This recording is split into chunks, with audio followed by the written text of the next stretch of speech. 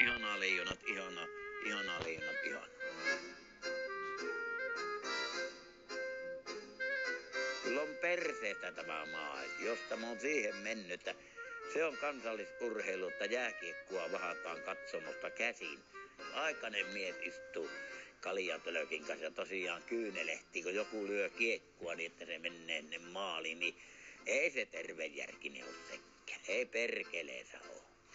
Ja eihän täällä maailmassa, jos ajatellaan, että pelkän järeen vuoksi jotakin, niin ne olisi melko vähäiset ne työt, ne hommat, mitä me tehtäisiin järeen.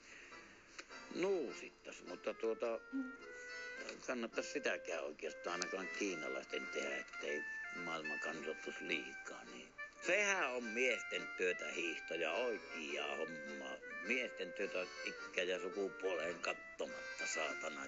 Kyllä siinä dopingi pääsee oikeuksiinsa, kun latua pyyhkäsee helvetti, että sälöppölisee suksista. Niin ihmettelen minä, jos kaikki on niin kiinnostunut jostakin perkeleen jääkiekosta.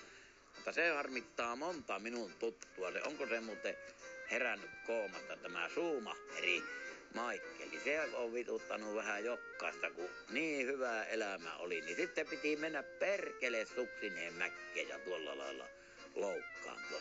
Että heräis perkele nyt siitä. Se mua vituttaa. Tavallaanhan se on koko urheilukin perseestä, mutta perseestähän se on oikeastaan kaikki.